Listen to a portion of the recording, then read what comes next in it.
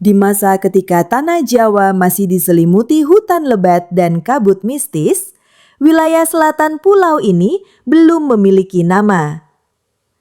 Para leluhur menapaki tanah itu dengan hati-hati, mendengar bisikan angin dan suara arwah penjaga bumi. Alamnya liar, tapi penuh daya hidup. Sungai-sungai mengalir seperti urat nadi bumi. Para tetua menyebut tempat ini sebagai lembah jiwa, tempat roh turun dari langit. Disinilah awal mula sebuah peradaban akan ditanam.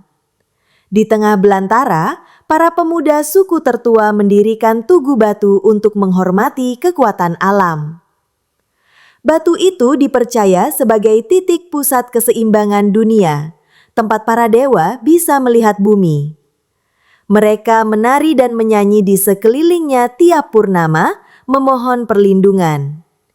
Sebuah ramalan tua terukir di batu itu. Akan lahir kerajaan besar dari titik ini.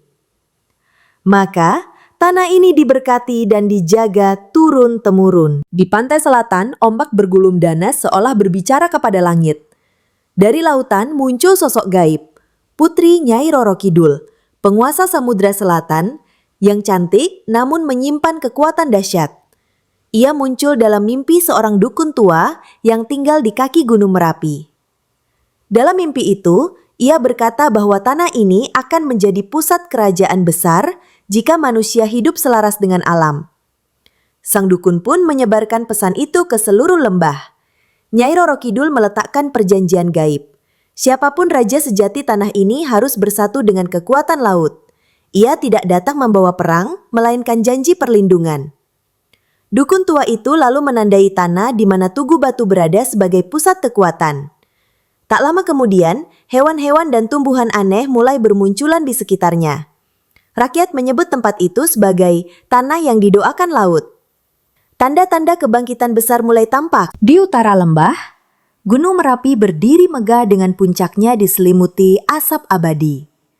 Gunung itu bukan sekadar alam, tapi dipercaya sebagai istana para makhluk halus penjaga daratan. Letusannya dianggap sebagai pesan amarah atau peringatan bagi manusia yang melupakan harmoni. Para leluhur sering naik ke lerengnya untuk melakukan tapa dan semedi. Dari gunung itulah energi spiritual tanah ini berasal.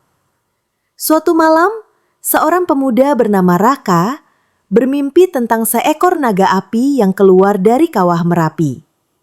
Sang naga berbicara tentang keseimbangan antara gunung dan laut yang harus dijaga. Ketika Raka terbangun, tanah di sekitar kakinya bergetar ringan, dan ia melihat bekas cakar naga terbakar di batu. Ia menyadari bahwa dirinya dipilih untuk menjadi jembatan antara dua kekuatan besar.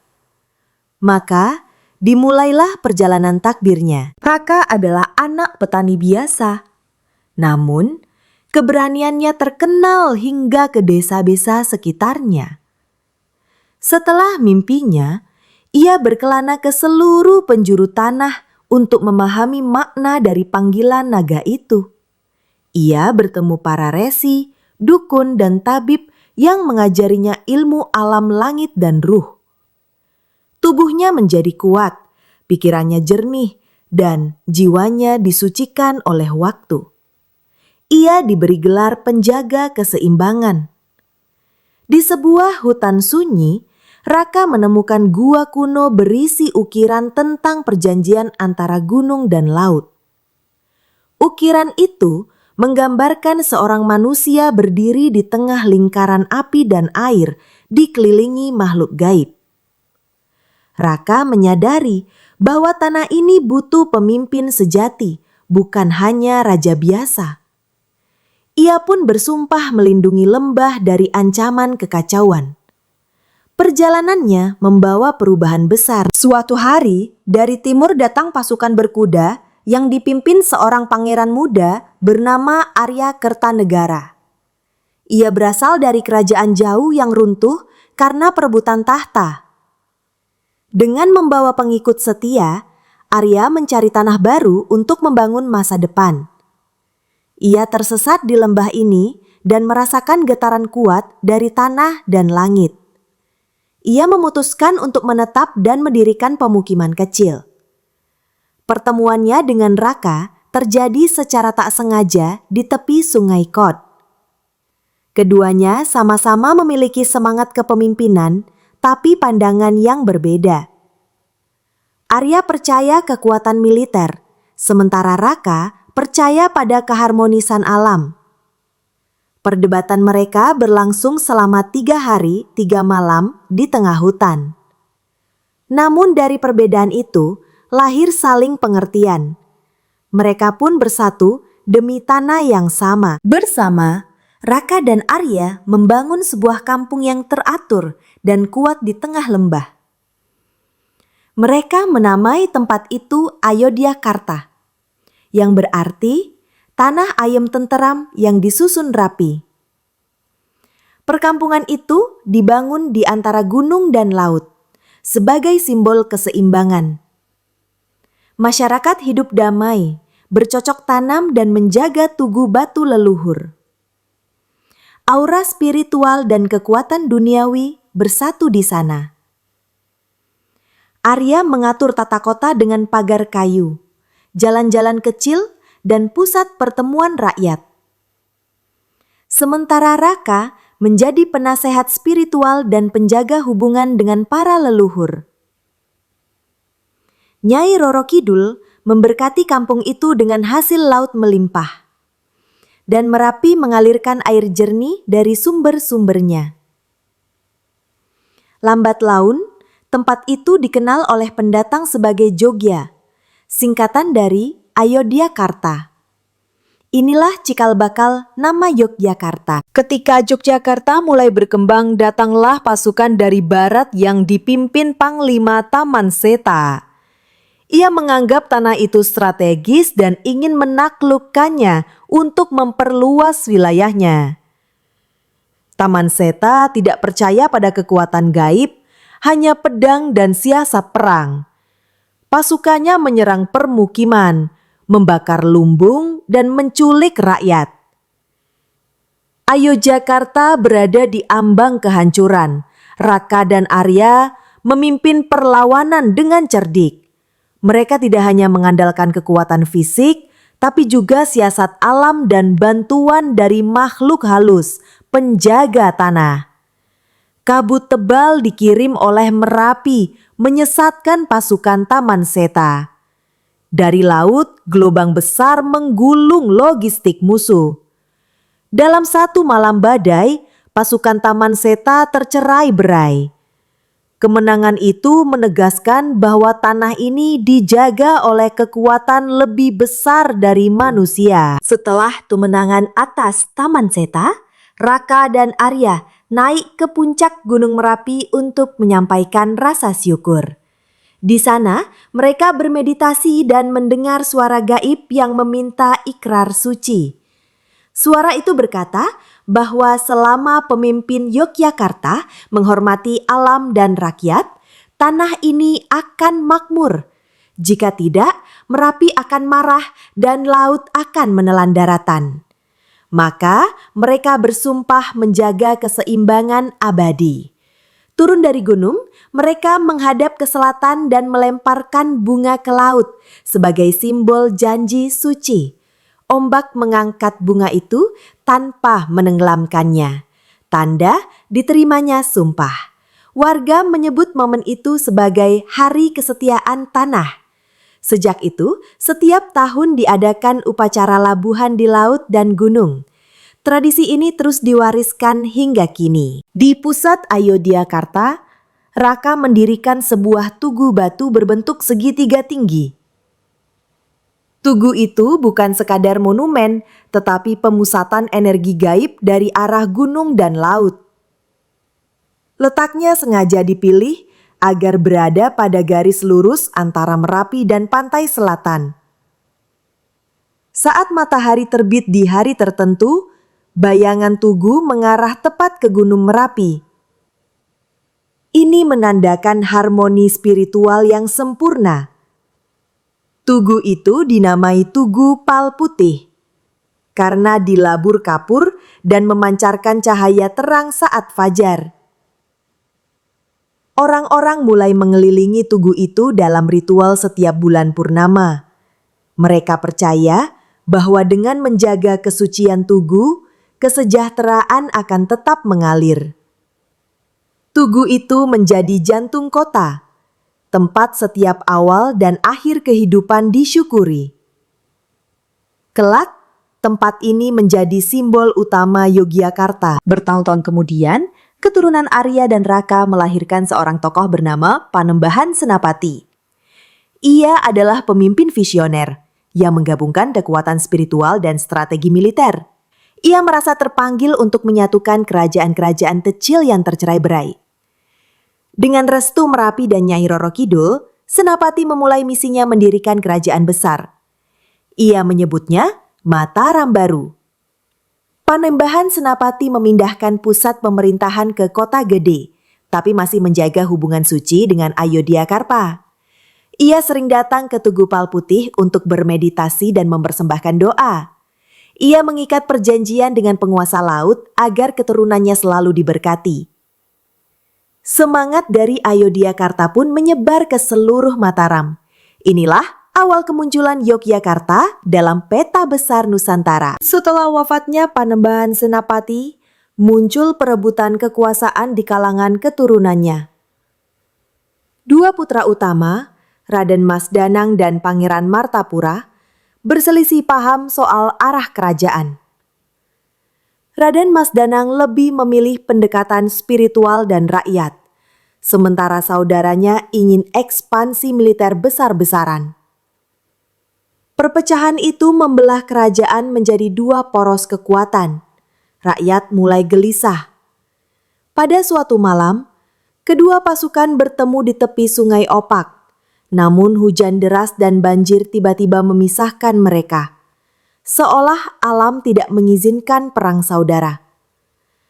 Raden Mas Danang lalu bermeditasi di bawah pohon beringin di Ayodhyakarta. Dalam keheningan, ia mendapat petunjuk untuk mendirikan pemerintahan sendiri yang selaras dengan alam dan budaya. Maka ia pergi membangun kota baru, Yogyakarta. Di pusat kota baru, Raden Mas Danang menanam sebuah pohon beringin kembar yang menjadi simbol keseimbangan dan perlindungan. Ia menamai tempat itu sebagai alun-alun, ruang terbuka untuk rakyat berkumpul dan berdialog. Beringin itu dipercaya menjadi tempat bersemayamnya dewa pelindung kota. Tidak seorang pun boleh menyakiti pohon itu tanpa terkena kutuk. Setiap malam Jumat Kliwon, rakyat berkumpul di bawah beringin untuk berdoa dan meminta petunjuk hidup. Kadang-kadang, daun-daun beringin jatuh sendiri membentuk simbol-simbol misterius. Ini dipercaya sebagai pesan dari arwah leluhur. Disinilah jiwa kota Yogyakarta mulai terbentuk, spiritual, damai, dan dekat dengan rakyat.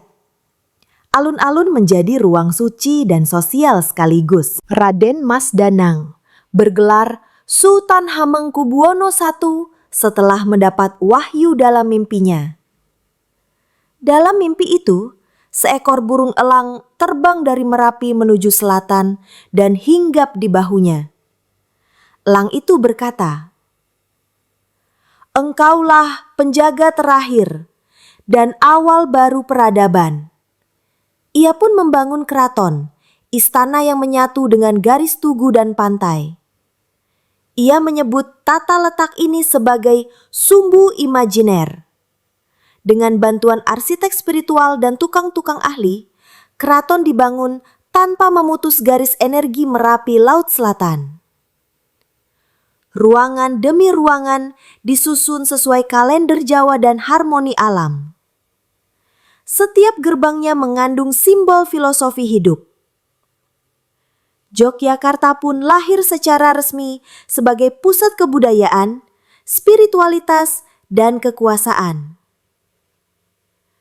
Sultan menjadi raja sekaligus bapak bagi rakyatnya. Sultan Hamengkubuwono I merancang kota Yogyakarta dengan garis lurus yang menghubungkan Gunung Merapi, Tugu Palputih, Keraton, hingga pantai selatan.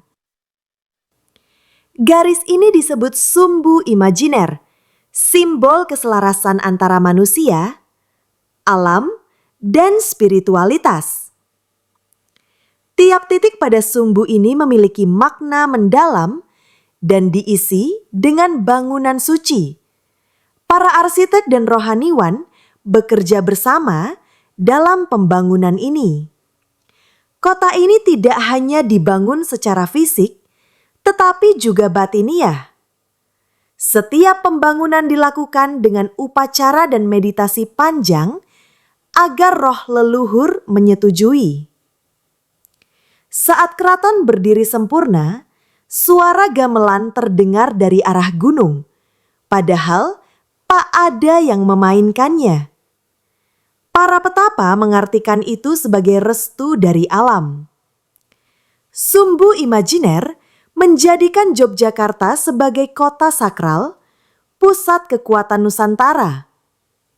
Hingga kini, garis itu masih dijaga, tak boleh terganggu. Di masa awal pemerintahannya, Sultan Hamengkubuwono I menyatukan rakyat berbagai suku dan latar belakang. Ia membuka gerbang keraton untuk mendengar keluh kesah rakyat setiap pasaran wage. Rakyat merasa dekat dengan pemimpinnya bukan karena takut, tapi karena cinta. Ia mengajarkan pentingnya gotong royong, keadilan, dan hidup harmonis. Rakyat menyebutnya sebagai Sultan Manunggal. Dalam banyak cerita lisan, Sultan sering berjalan malam hari menyamar sebagai rakyat biasa. Ia mengunjungi pasar, warung, bahkan pematang sawah untuk mendengar langsung masalah mereka. Ia menulis puisi dan mengajarkan seni gamelan serta batik. Budaya berkembang pesat di bawah perlindungannya. Yogyakarta pun tak hanya kuat secara spiritual, tapi juga menjadi pusat seni dan pendidikan. Sebagai penjaga perimbangan alam, Sultan memperbarui perjanjian leluhur dengan Nyai Roro Kidul. Ia melakukan semedi di Parangkusumo, tempat gaib di pantai selatan. Di sana, ia bertemu sosok wanita berbaju hijau yang keluar dari ombak. Wanita itu menyampaikan bahwa selama Raja Yogyakarta tetap jujur dan adil, laut akan terus melindungi kota. Maka diadakan upacara labuhan tiap tahun. Rakyat membawa sesaji dari keraton hingga ke laut dan melepaskannya ke ombak. Mereka mempercayai bahwa hubungan gaib itu menjaga hasil bumi, laut, dan keselamatan kota. Sultan mengenakan busana khas keraton dan berjalan kaki hingga pasir pantai. Upacara ini menjadi ritual agung yang menyatukan manusia dan alam. Tradisi labuhan ini masih hidup hingga kini sebagai warisan budaya. Pada abad ke-18, kapal-kapal besar dari barat mulai berlabuh di pesisir utara Jawa. Mereka membawa bendera Belanda dan mengincar kekayaan tanah Mataram. Saat konflik internal melemahkan kerajaan, Belanda mulai ikut campur dan memecah kekuasaan. Akhirnya, Mataram terbelah dua, Kasunanan Surakarta dan Kesultanan Yogyakarta. Sultan Hamengkubuwono I mendirikan tahta resminya di Jogja. Perjanjian Giyanti tahun 1755 ditandatangani dan Yogyakarta berdiri sebagai kerajaan tersendiri di bawah pengawasan Belanda. Meski demikian, Sultan tetap menjaga semangat kemerdekaan di dalam tembok keraton. Ia menyembunyikan pasukan, menyusun strategi, dan memperkuat budaya sebagai bentuk perlawanan halus. Yogyakarta berubah menjadi pusat perjuangan diam-diam. Di bawah pengaruh Barat, Sultan membuka sekolah-sekolah untuk rakyat Yogyakarta. Ia percaya bahwa ilmu pengetahuan harus berdampingan dengan budaya dan spiritualitas. Ia mendatangkan guru-guru dari berbagai daerah dan mengembangkan sastra Jawa klasik. Anak-anak petani pun mulai belajar menulis, membaca, dan berhitung. Pendidikan menjadi senjata melawan penjajahan secara halus. Keraton mendirikan perpustakaan dengan naskah-naskah kuno dari abad ke-14. Ilmu astronomi, pengobatan tradisional, dan filsafat Jawa dikumpulkan dan diajarkan kembali. Sultan juga mendorong para santri untuk menulis ulang kitab suci dalam bahasa Jawa. Yogyakarta menjadi oase intelektual di tengah tekanan kolonial. Dari sini lahir banyak pemikir besar di masa depan. Saat Belanda memperketat pengawasan, Sultan menjalankan pemerintahan dari balik tembok keraton. Ia menyusun pesan-pesan tersirat dalam tarian, tembang, dan ukiran dinding. Keraton menjadi simbol perlawanan yang tidak frontal, tapi sangat dalam. Tari Bedhaya misalnya adalah doa dan perlawanan sekaligus. Setiap gerakannya mengandung pesan politik dan spiritual. Dalam kesunyian malam, Sultan bermeditasi di pendopo agung, mengatur siasat untuk masa depan rakyat. Ia percaya bahwa kekuatan sejati bukan teriakan, tapi ketekunan menjaga akar budaya. Saat banyak kerajaan lain tunduk total, Yogyakarta tetap menjaga identitasnya. Inilah bentuk perlawanan paling halus, namun paling tahan lama. Keraton adalah benteng yang tidak terlihat, tapi sangat kuat. Di balik kesunyian, api perlawanan terus membara. Kaum muda mulai menyebarkan pamflet dan ajaran nasionalisme. Mereka berdiskusi di warung kopi, langgar, hingga pendopo rakyat. Nama-nama seperti Diponegoro mulai disebut sebagai harapan baru.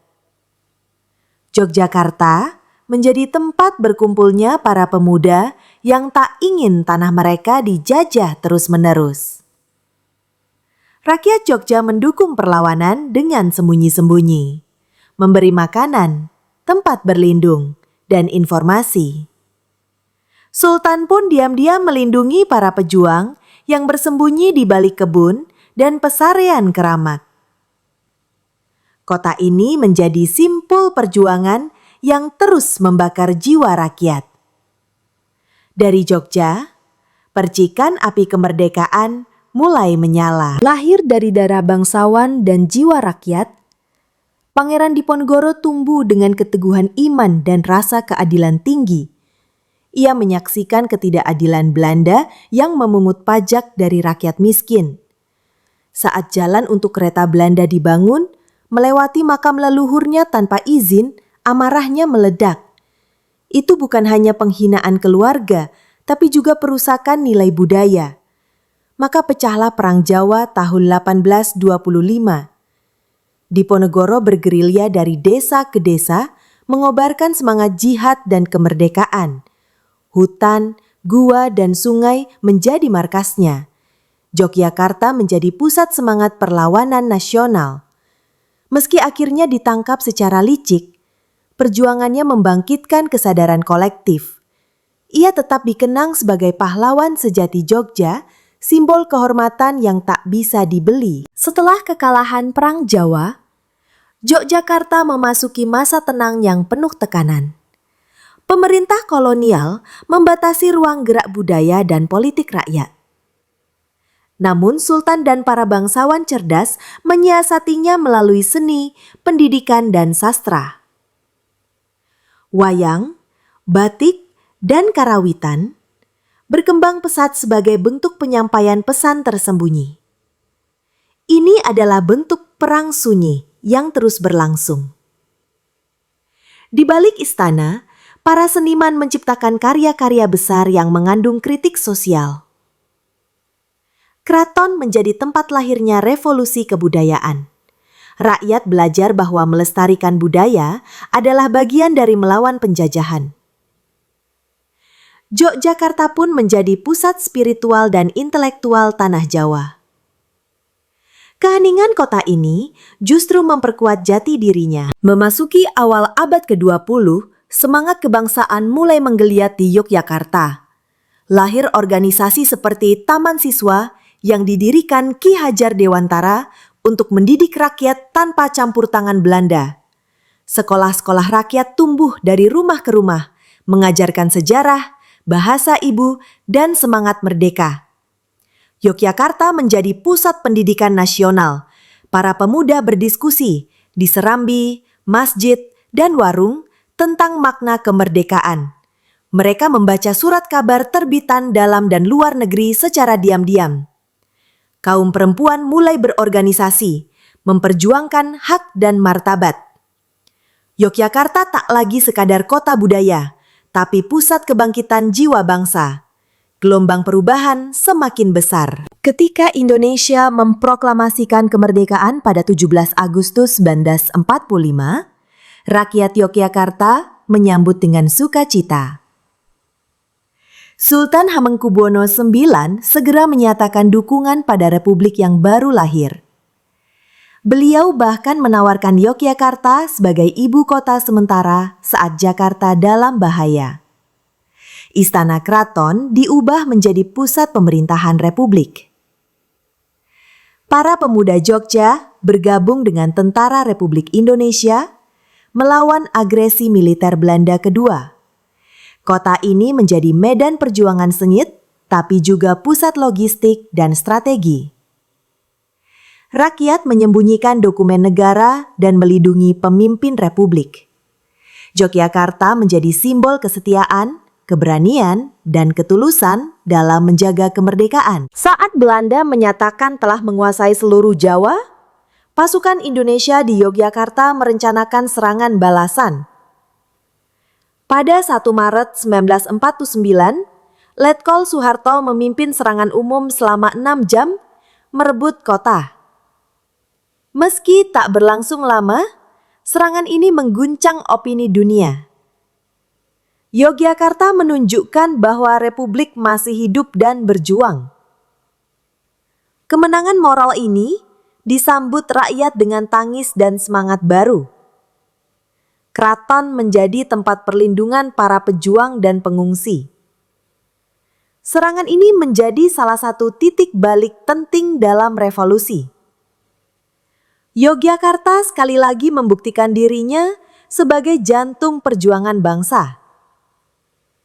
Dunia internasional pun mulai melirik keberadaan Republik Indonesia. Setelah Belanda mengakui kedaulatan Indonesia pada tahun 1949, pemerintahan Republik kembali ke Jakarta. Namun kenangan tentang Jogja sebagai ibu kota tetap membekas. Kota ini telah menjadi tempat lahirnya kebijakan-kebijakan penting dan simbol persatuan. Sultan Hamengkubuwono IX diangkat sebagai wakil presiden pertama Indonesia dari kalangan bangsawan. Meski kembali menjadi kota biasa, Yogyakarta tetap istimewa. Pemerintah pusat memberi status daerah istimewa sebagai bentuk penghormatan atas peran besar Yogyakarta dalam perjuangan. Sultan menjadi gubernur seumur hidup. Kota ini tak hanya memiliki sejarah, tapi juga jiwa yang tak tergantikan dalam peta nasional. Memasuki era Orde Baru, Yogyakarta mulai membuka diri pada pembangunan fisik.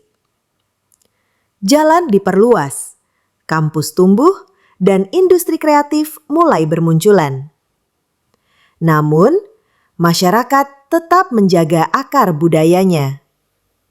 Keraton tidak kehilangan wibawa, dan tradisi tetap hidup berdampingan dengan teknologi. Kota ini menjadi ruang pertemuan masa lalu dan masa depan. Yogyakarta menarik pelajar dari seluruh Indonesia yang ingin mencari ilmu dan inspirasi. Jalan Malioboro menjadi simbol keramaian sekaligus kekayaan budaya. Pasar Beringharjo, Taman Sari, dan berbagai situs sejarah mulai diperbaiki. Kota ini bukan hanya tempat tinggal, tapi tempat belajar menjadi manusia utuh. Modernisasi tidak menghapus jati dirinya. Pada tahun 2006, gempa bumi besar mengguncang Yogyakarta dan sekitarnya. Banyak bangunan runtuh dan ribuan nyawa hilang. Rakyat terpukul, tapi tidak kehilangan semangat. Gotong royong kembali menjadi kunci pemulihan. Kampung-kampung bahu-membahu membangun ulang rumah, sekolah, dan tempat ibadah.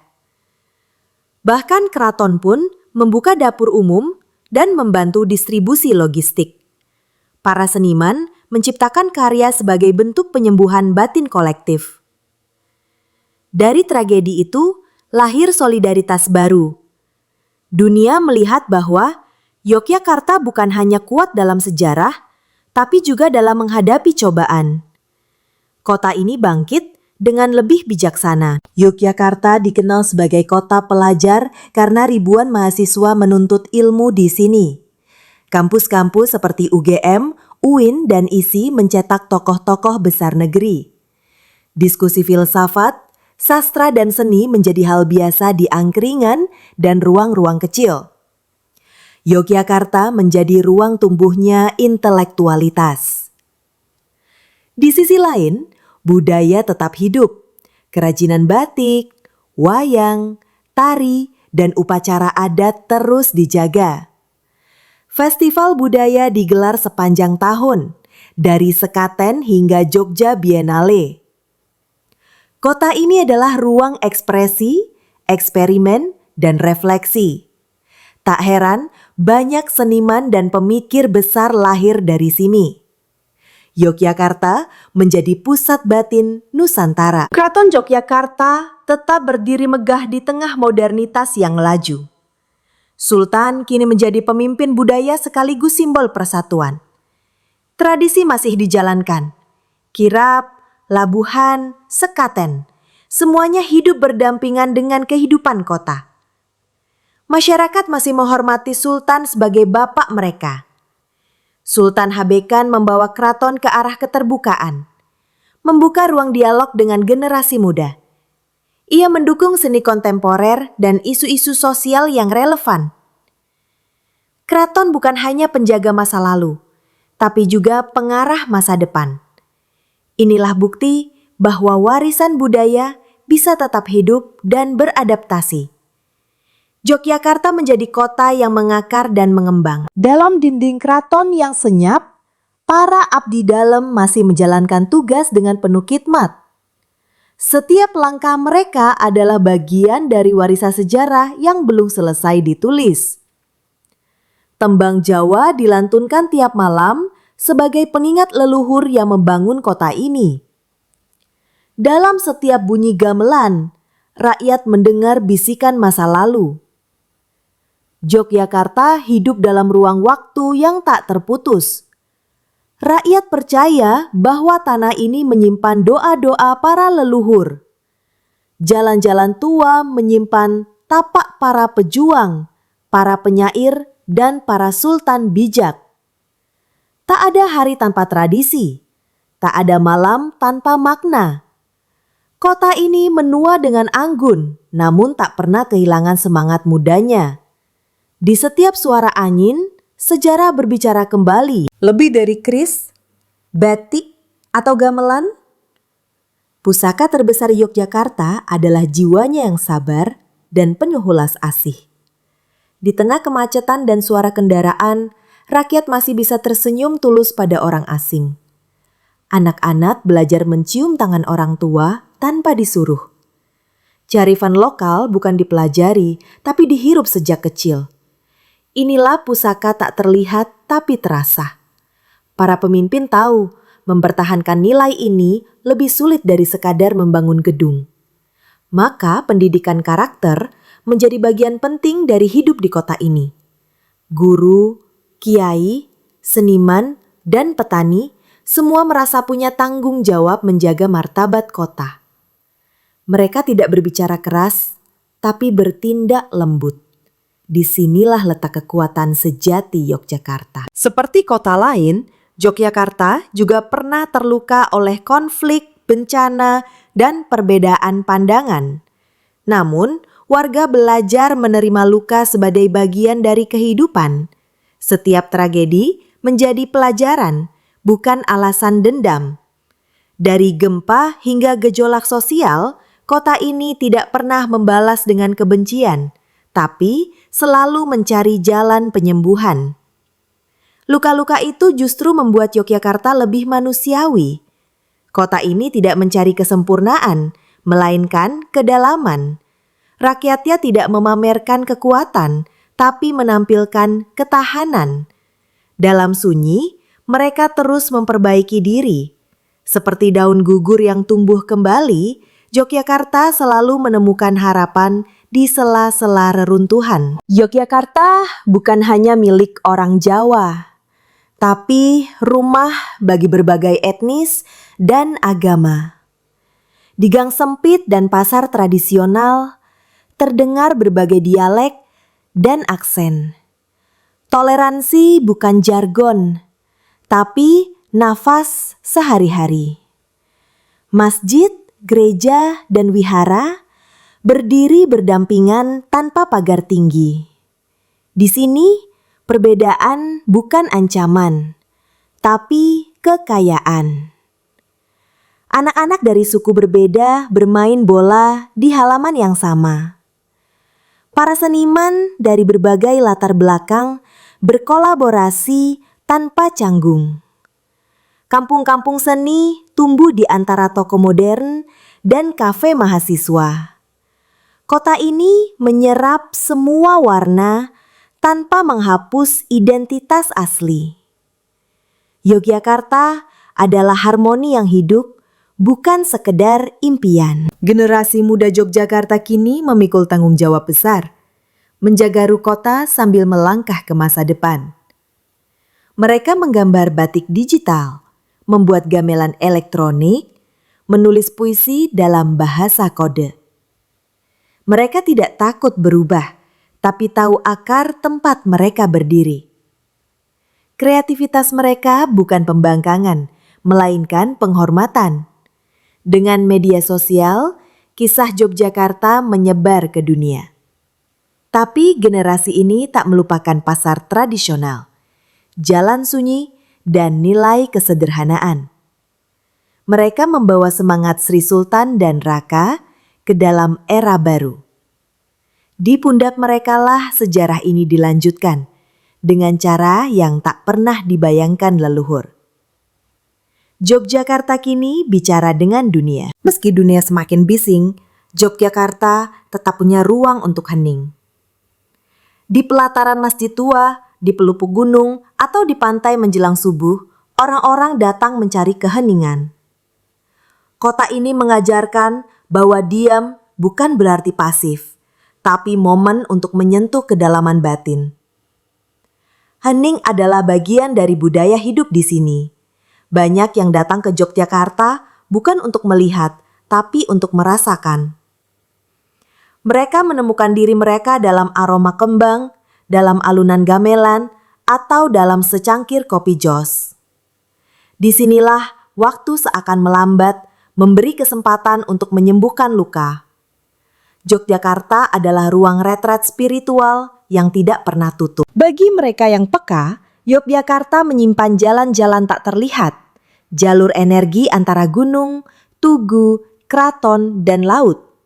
Banyak yang percaya jika berjalan mengikuti jalur ini dengan hati bersih, seseorang akan mendapat petunjuk hidup. Ini bukan mitos kosong, tapi keyakinan yang hidup di hati rakyat. Kota ini dibangun bukan hanya dengan batu, tapi juga dengan doa. Para peziarah sering datang diam-diam, berjalan kaki dari utara ke selatan. Mereka tidak mengejar dunia, tapi kedamaian. Dalam setiap langkah, mereka mengulang nama-nama suci dan leluhur.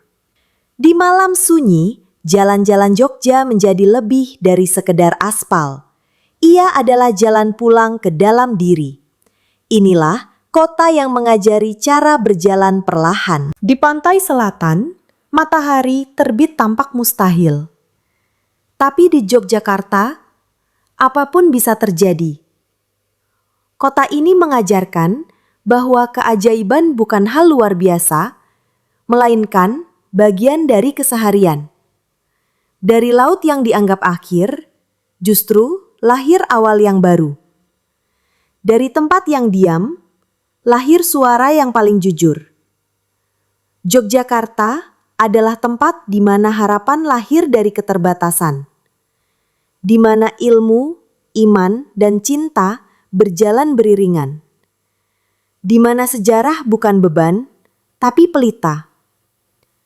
Matahari boleh terbit di timur, tapi cahaya jiwa bangsa seringkali memancar dari Yogyakarta.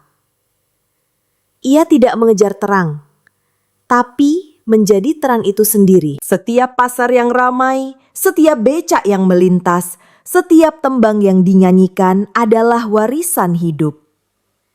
Yogyakarta bukan cerita masa lalu, tapi warisan yang terus diperbarui setiap hari.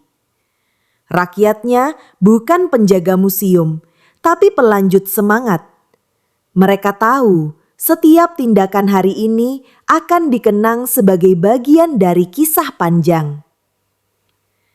Menjadi warga Yogyakarta berarti menerima tanggung jawab batin. Tidak hanya melestarikan bentuk, tapi menjaga makna. Dalam cara menyapa, menyuguhkan teh, atau menata rumah, ada nilai-nilai leluhur. Hari ini adalah bagian dari sejarah. Setiap orang adalah tokoh dalam bab baru kota ini. Yogyakarta bukan kota yang selesai dibangun. Ia adalah proses, perjalanan, dan napas panjang. Ia akan terus tumbuh bersama generasi, beradaptasi tanpa kehilangan jiwa. Di tanah ini, legenda dan kenyataan bersentuhan. Di jalan-jalannya, masa lalu dan masa depan berdampingan. Dan selama Gunung Merapi tetap berdiri, Tugu Palputi menjulang, keraton menjaga garisnya, dan Laut Selatan bergulung tenang, maka Yogyakarta akan tetap menjadi tempat yang hidup. Tempat di mana sejarah terus ditulis. Tempat di mana ruh bangsa menetap. Tempat di mana Indonesia mengingat siapa dirinya.